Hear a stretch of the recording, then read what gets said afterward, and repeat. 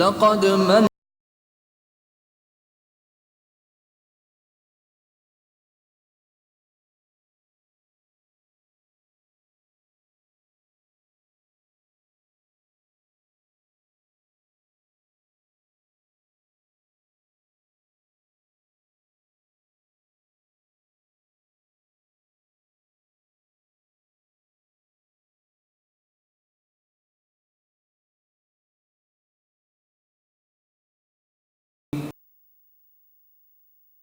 اللهم صل على محمد النبي الأمي وعلى آله وسلم.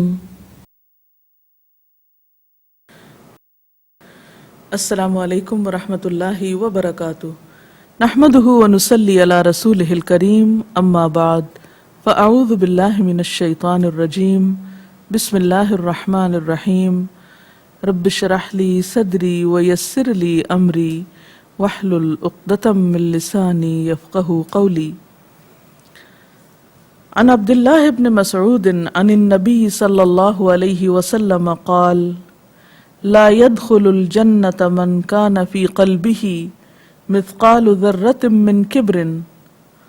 قال رجل إن الرجل يحب أن يكون ثوبه حسنا ونعله حسنا. قال ان اللہ جمیل یحب الجمال. الکبر بطر الحق وغمط الناس. رواہ مسلم. سیدنا عبداللہ بن مسعود رضی اللہ تعالی عنہ سے روایت ہے کہ نبی کریم صلی اللہ علیہ وسلم نے فرمایا وہ شخص جنت میں نہیں جائے گا جس کے دل میں ایک ذرے کے برابر بھی تکبر ہوگا. ایک آدمی نے سوال کیا کہ آدمی کو یہ پسند ہے کہ اس کا لباس اچھا ہو، اس کے جوتے اچھے ہوں، تو کیا یہ بھی تکبر ہے؟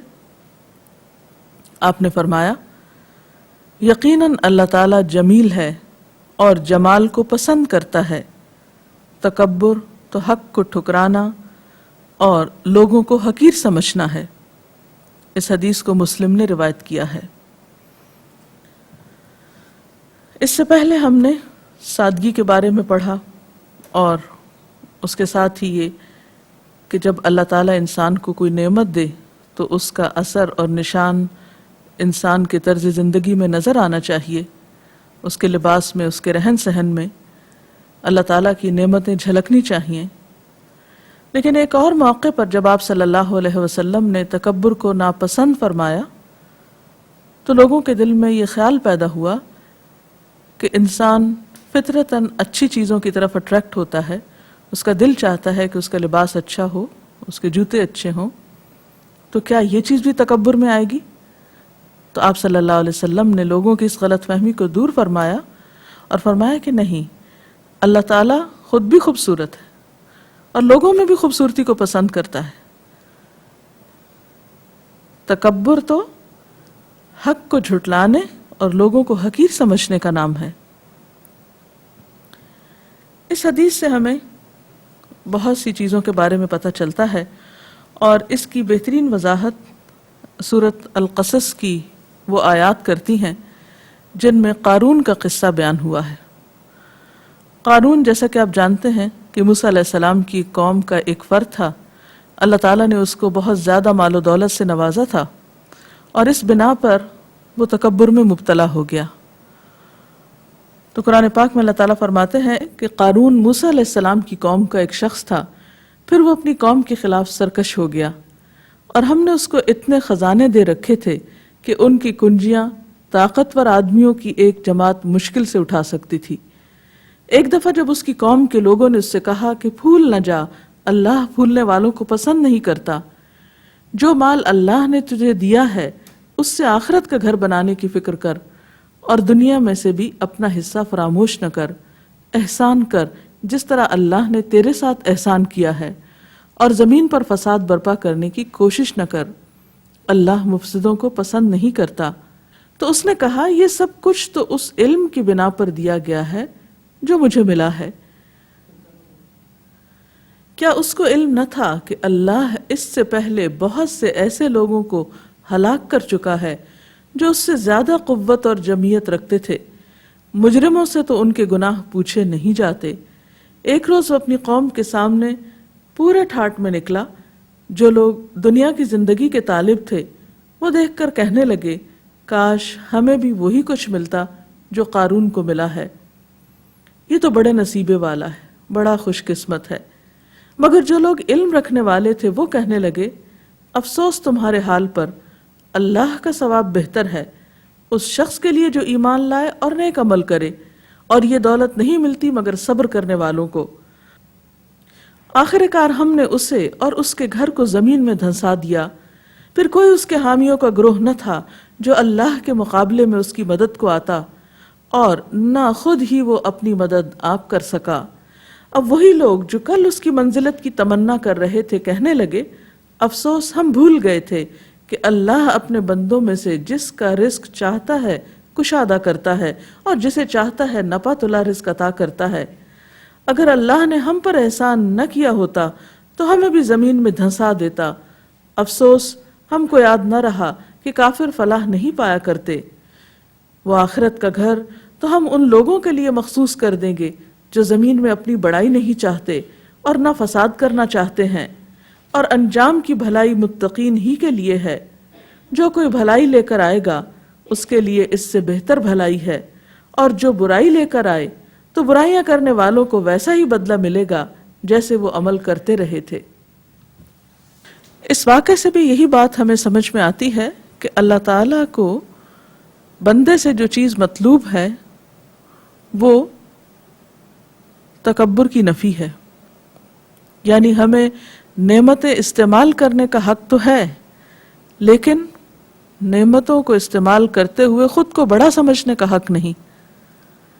پسندیدہ رویہ کیا ہے کہ انسان اللہ تعالیٰ کی دی ہوئی نعمت کو خود بھی استعمال کرے اور بندگان خدا کی بھلائی کے لیے بھی اس کو استعمال کرے، اور کسی بھی چیز کا استعمال اس طریقے پر نہ ہو کہ اس سے اپنی ذات کی نمائش یا اپنی ذات کی بڑائی مقصود ہو، یا اس چیز کو پانے کے بعد انسان دوسروں کی عزت اور قدر کھو دے یا ان کے ساتھ بد اخلاقی کا معاملہ کرے۔ تکبر کی علامتیں کیا ہوتی ہیں کہ انسان خود کو اتنا بڑا سمجھتا ہے کہ دوسرے سے اچھی طرح بات کرنا بھی پسند نہیں کرتا۔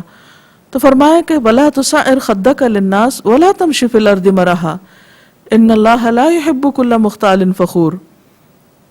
لوگوں سے منہ پھیر کے بات نہ کرو اور نہ زمین میں اکڑ کر چلو، اللہ تعالیٰ کسی خود پسند اور فخر جتانے والے شخص کو پسند نہیں کرتا۔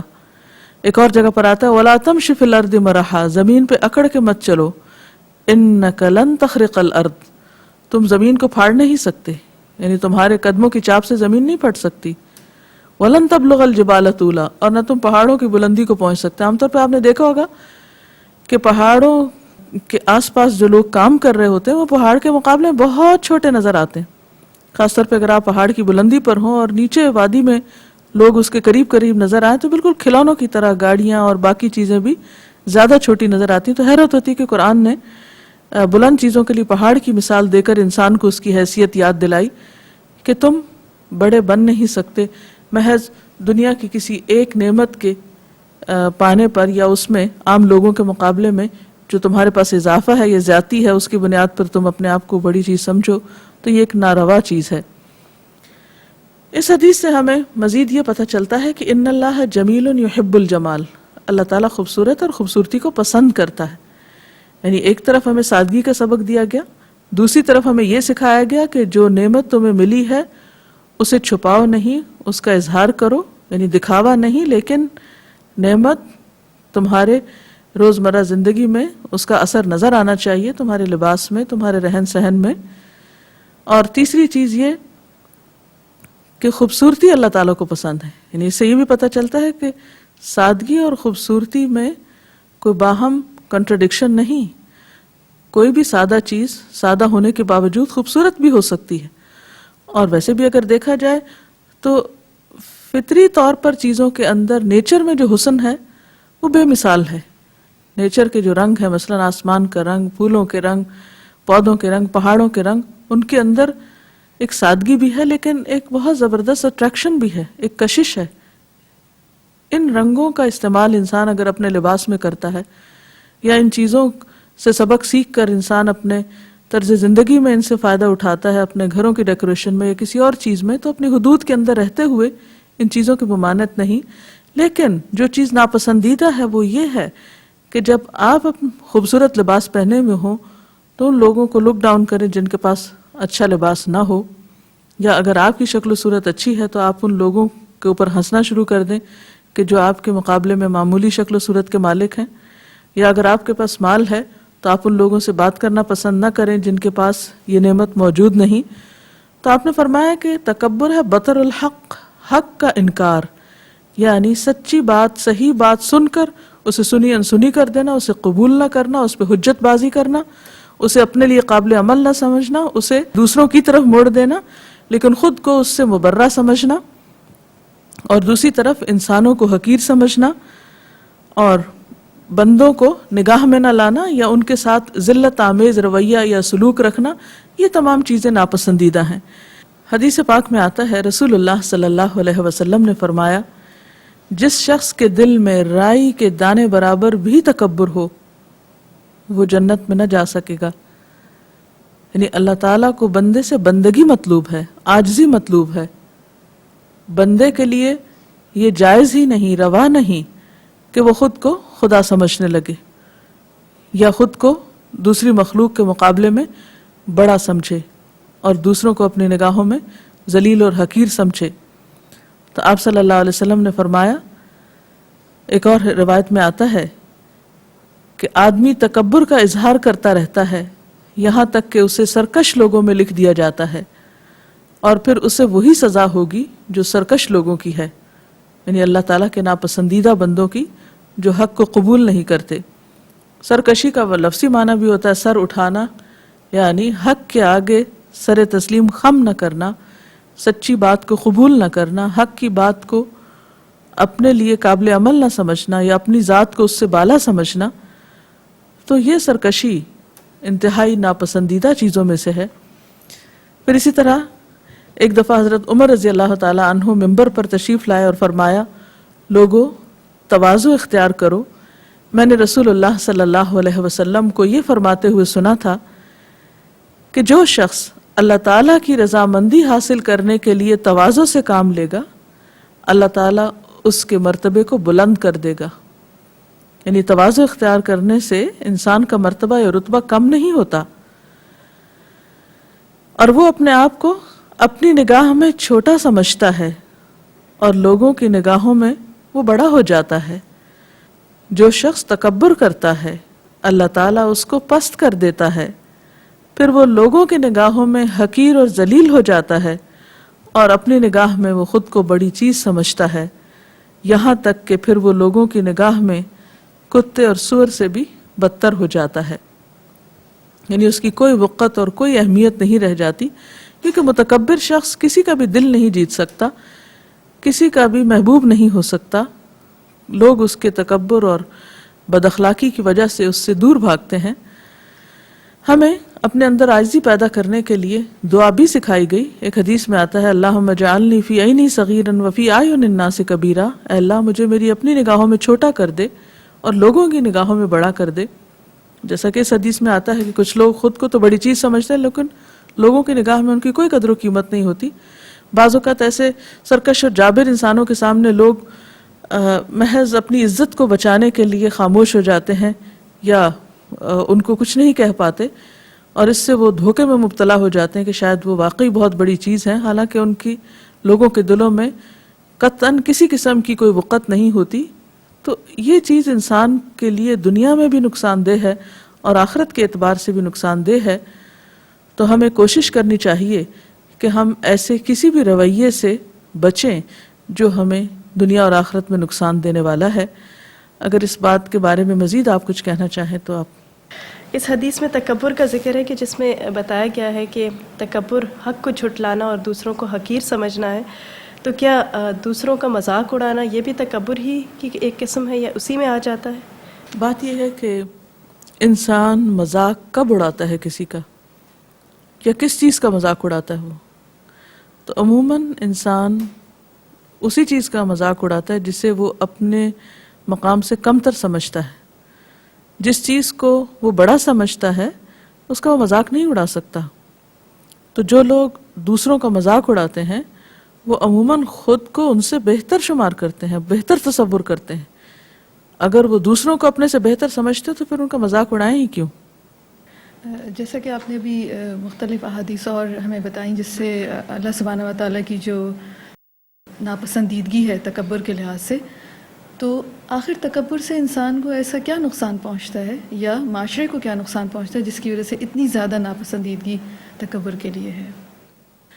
تکبر کے بے شمار نقصانات ہیں. سب سے پہلا نقصان تو انسان کے دین کو ہوتا ہے. تکبر کرنے والا انسان اللہ تعالیٰ کی ناراضگی مول لیتا ہے. ایک حدیث میں آتا ہے، حدیث قدسی ہے، کہ اللہ تعالیٰ فرماتے ہیں کہ عزت میرا پہناوا ہے اور بڑائی میری چادر ہے، پس جو بھی ان میں سے کوئی ایک چیز بھی مجھ سے کھینچے گا میں اسے عذاب دوں گا. یعنی بندوں کو بڑائی زیب ہی نہیں دیتی.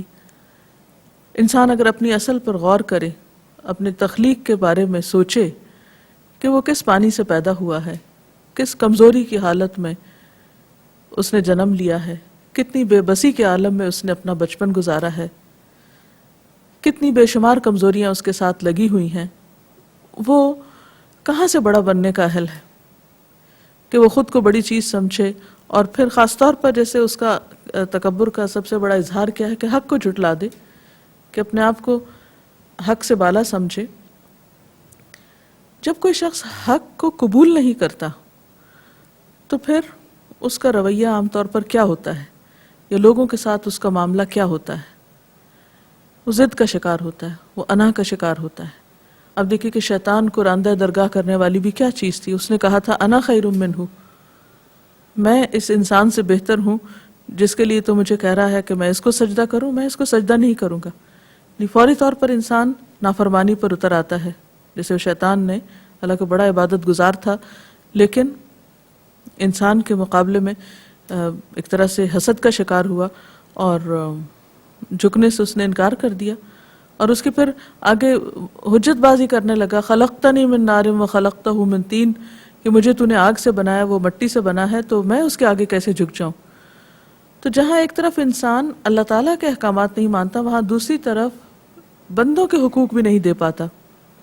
ایسا انسان جو خود پسند ہو، متکبر ہو، وہ کبھی بھی لوگوں کے دل میں جگہ نہیں پا سکتا. اس کے معاملات لوگوں کے ساتھ درست نہیں ہو سکتے، اس کے تعلقات دوسروں کے ساتھ اچھے نہیں ہو سکتے. اب الٹیمیٹلی اس کا نقصان کس کو بھگتنا ہوتا ہے؟ ظاہر ہے کہ اسی شخص کو جس سے اس غلط چیز کی ابتدا ہوتی ہے. پھر اسی طرح اگر دیکھا جائے تو بہت سی اخلاقی بیماریاں تکبر ہی کے بیچ سے پھوٹتی ہیں. مثلا حسد ہے، ظلم ہے، کسی کی غیبت کرنا ہے یعنی کسی کی عزت لوٹنا ہے، کسی کا مذاق اڑانا ہے، بدگمانی ہے. تو یہ تمام چیزیں اگر دیکھی جائیں تو الٹیمیٹلی تکبر ہی کی طرف لوٹتی ہیں. مثلا غصے کی شدت، نفرت کی شدت، دوسروں کو ان کے حقوق سے محروم کرنا، یہ تمام قباحتیں انسان کے اندر کب آتی ہیں؟ جب وہ تکبر کا شکار ہوتا ہے. جو شخص یہ سمجھتا ہے کہ میں اللہ کا بندہ ہوں، پھر وہ اللہ کا حکم ماننے میں اور بندوں کو ان کا حق دینے میں تاخیر نہیں کرتا، پھر وہ سمعنا و اطعنا کی پالیسی پر عمل کرتا ہے کہ ہم نے سنا اور ہم نے مان لیا. پھر اس کے اندر انکار حق کی گنجائش نہیں ہوتی، وہ ایسا نہیں کرنا چاہتا. پھر وہ لوگوں کو اپنے سے کم نہیں سمجھتا. تو اس سے جس شخص کے اندر عاجزی ہوتی ہے، نرمی ہوتی ہے، یقینی طور پر وہ لوگوں کا محبوب بن جاتا ہے اور اس کا بھی پھر الٹیمیٹلی فائدہ اسی کو پہنچتا ہے. تو بہرحال حدیث کا خلاصہ یہ ہے کہ اللہ تعالیٰ کو خوبصورتی پسند ہے. بندوں کے اندر خوبصورت بننے کی یا خوبصورت چیزیں استعمال کرنے کی جو خواہش ہے وہ بالکل ایک فطری خواہش ہے، اسے دبایا نہیں گیا، اسے ناپسندیدہ قرار نہیں دیا گیا.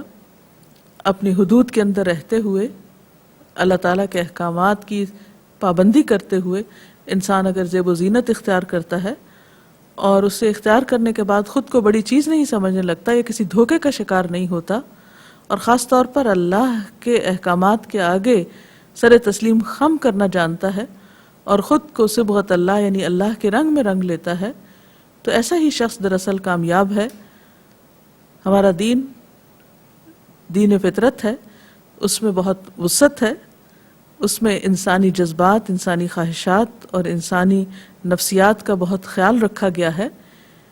صرف ان چیزوں سے منع کیا گیا ہے کہ جو انسان کے اپنے لیے نقصان دہ ہیں۔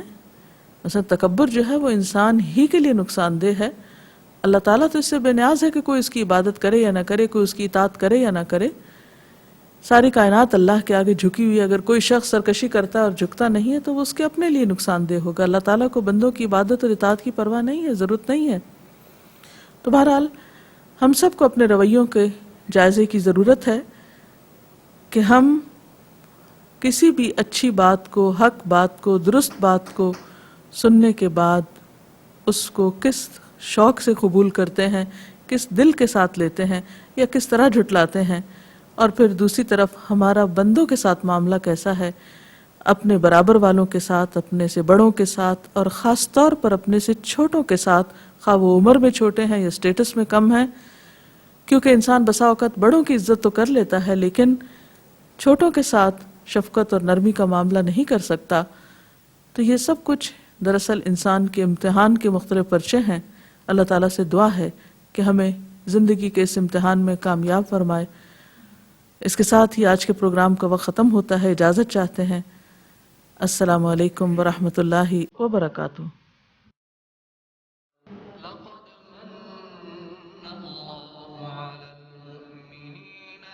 بعث فيهم رسولا من أنفسهم يتلو عليهم آياته